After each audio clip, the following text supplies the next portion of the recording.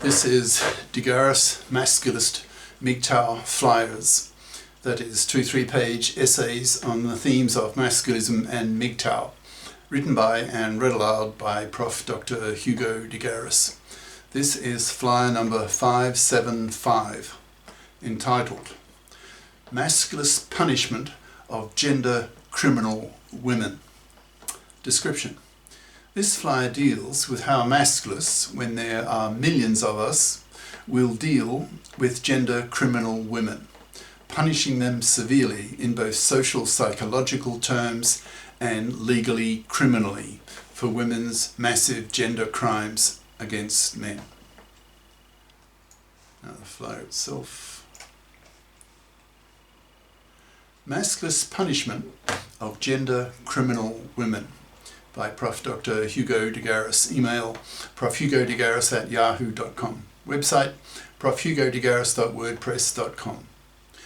To have one's masculist consciousness raised means, essentially, to see fluffydom as man's slavery and man's slavery as slavery, and hence to be hated and a war issue. The masculists are at war against the fluffies and fluffy feminists, aiming to effectively exterminate them by forcing them to rot on the shelf, utterly ignored by men, not even pumped and dumped, so that their manslaving, divorce-raping, fluffy genes are removed from the gene pool. Why do masculists have such a hatred of fluffy manslavers? To understand this, consider a close historical analogy that is easier for most blue-pill men to relate to. Take the case of Negro slavery. In the southern states of the US, in say the 1830s, Negro slavery was not seen as a moral abomination by most southern whites of the time. They saw Negro slavery as the norm, as an economic necessity, and just part of the scenery. When William Lloyd Garrison started his abolitionist newspaper, The Liberator, in 1831, only a minority of northern Yankees saw Negro slavery as a moral abomination and gave the matter little thought. Then Garrison and other abolitionists started spreading their hatred of Negro slavery, and gradually more and more Northerners began to see Negro slavery with the same level of hatred and disgust as Garrison, and started pushing for its abolition. Hence such people were labelled abolitionists. Masculists are abolitionists. They see manslavery as the close historical equivalent of Negro slavery, except that it is on a scale 1,000 times bigger, given that there are today 1,000 times more man-slaves in the world than there were Negro slaves in the southern states of the US during the slave period. Masculists are out to make millions of people see that manslavery is still slavery, and hence something to be hated and removed. What is slavery? It's working for free for someone else. This is what manslaves are doing for fluffy wives, working for them, without these wives paying their husbands for working for them. Masculists argue that it was men who liberated women by giving women the pill, science-based medicine, household gadgets, higher education, etc., so that now women have a life expectancy of 85 years and hence a career window of half a century, even those women who take a few years off to look after small children at home. Masculists now stand up and point the finger at women, telling them that, quote, now that women can work, they must work. Anything else is man's slavery, and man's slavery will get women killed, since it is so hated by the masculists, and in time nearly all men will be masculisted. End quote. The manosphere estimates that about 80% of young women at age 16 choose to become fluffy crappers, that is, women who choose to study fluffy crap. That is, the intellectually easy, intellectually lazy, memory-based, soft option majors, and not the intellectually difficult majors that require abstract thought, as with math and the sciences, So 80% of young women at age 16 choose to become fluffies as adults, since their choice of fluffy crap majors in high school will oblige them to study more fluffy crap majors at college, since they are excluded from studying STEM majors and the professions at college. So these women end up as fluffies, in brackets, a masculist term based on the word fluff. That is, traditional women who expect to parasite off the labour and money of a man, thus manslaving him for decades of his life, then drag him off to a hated, fluffy feminist-dominated divorce court and have him butchered with a 1 in 4 chance if he is a married father. Close brackets. Masculists have an even greater hatred of the fluffy feminists who control the divorce courts, seeing them as hypocrites and genociders, since they have made divorce so toxic for men that in many countries now 2/3 and more of young men refuse to marry and have kids, thus crashing the birth rate.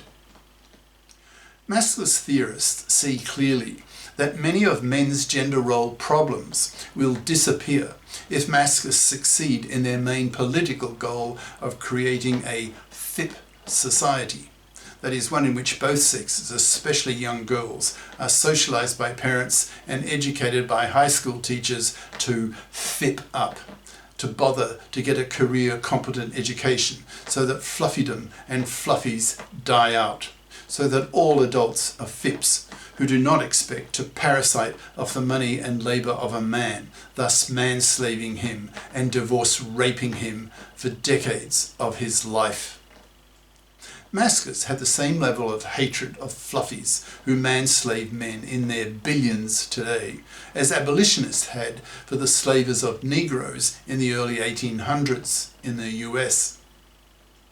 Masculists know that the very criteria that women use to judge men is inherently parasitic. That is, women want men who are success objects, who earn good money, so that women can parasite off them. Women evolved to parasite off men. In fact, women evolved to be prostitutes to men, bribing men with access to their cunts in exchange for scarce male-hunted meat that women and their babies needed to survive. Women did not evolve to be hunters. They could not run around the bush chasing game for days on end. They did not evolve for that purpose. Women evolved to be baby factories and child raisers. So women have always been dependent on men, parasitic on men for the past 1,000,000 years to stay alive. Masculists are aware of the deeply parasitic nature of women, but argue that nevertheless, no matter how strong the female instinct is to see men as cash machines, to be sexploited, to extract male resources from them in exchange for access to a woman's cunt, women can still adapt to the changed modern circumstances in which women can be FIPs and must be FIPs or they don't get a man. Even though women essentially evolved to be prostitutes to men, women can use the adaptability of their human brains to FIP up and deny and suppress their female parasitic prostitutional instincts. Masculists are increasingly aware of women's capability of adapting to new environments and circumstances and take advantage of it, in fact demand it, so as to liberate men from decades of man's slavery at the hands of hated, fluffy, parasitic females. The huge change in recent history is the male invention of the contraceptive pill, which revolutionized women's lives, since women now have reliable control of the number of kids they want, who with modern medicine survived. So women now choose to have 0, 1 or 2 kids. So now have a career window of half a century. So masculists can put enormous moral pressure on women to get off their fat parasitic asses and FIP up, or be severely punished by masculisted men, who in time will be most men. Masculists argue that this new reality, this new gender political environment, has to be accepted by women, so that women will have to suppress their evolved instincts to parasite off a man, seeing him as their meal ticket for life, and instead get off their fat parasitic asses and fip up, to grow up, to act as responsible adults and take responsibility for their own lives, or be severely punished by men by not getting one, as most men become influenced by masculist, anti-fluffy ideas. 5 years from now, I would not like to be an 18-year-old girl in high school who gets the reputation of being a fluffy. In a few years, most young men will be well informed of masculist and MGTOW ideas and will spit on this fluffy, yelling at her that she is a, quote, man-slaving, divorce-raping parasite, or a gender criminal, and the like. It will be extremely depressing for such young women, and many of them will commit suicide, and many other young women will pour into STEM, so as to be able to avoid the merciless treatment of young fluffies by young masculisted men who express their hatred of fluffy man-slaving, divorce-raping vermin, aiming to wipe them off the face of the earth.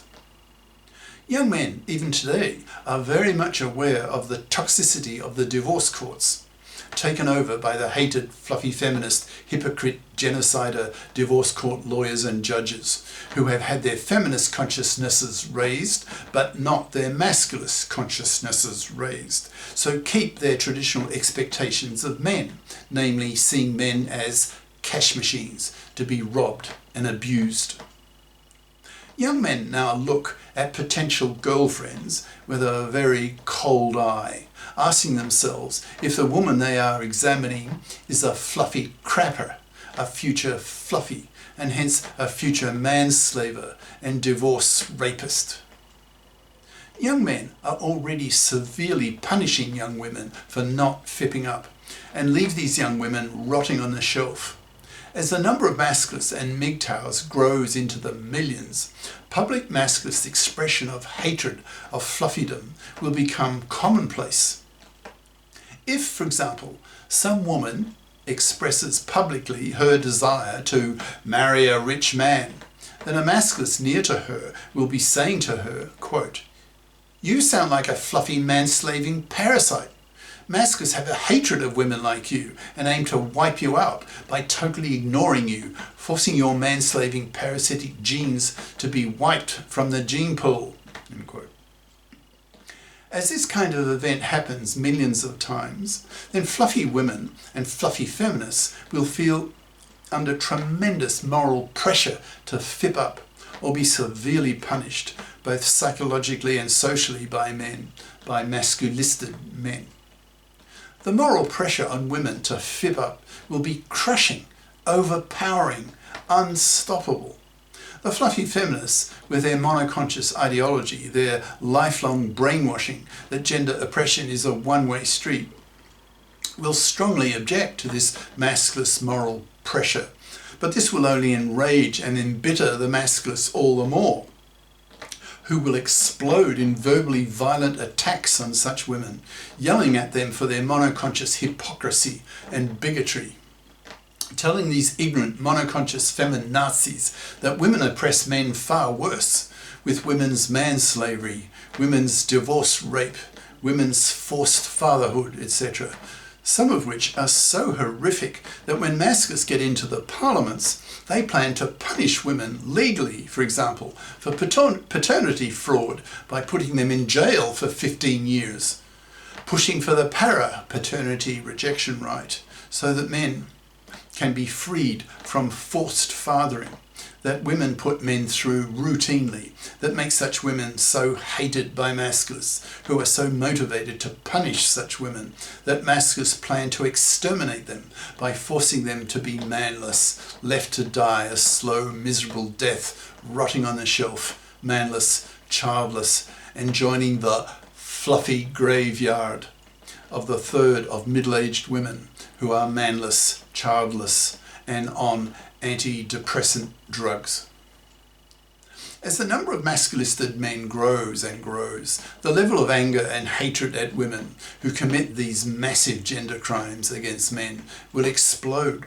And as a result, women, gender criminal women, will be severely punished to the point that their gender criminal genes are removed from the gene pool. The ultimate punishment. Cheers. Prof. Dr. Hugo de Garis. Email profhugodegaris@yahoo.com. Website profhugodegaris.wordpress.com. Author of the book Masculism, Men's Rebellion Against Being Man's Slaves to Women, and e-textbook of 570 plus masculist flyers for men's studies courses. Freely downloadable in Microsoft Word format from my website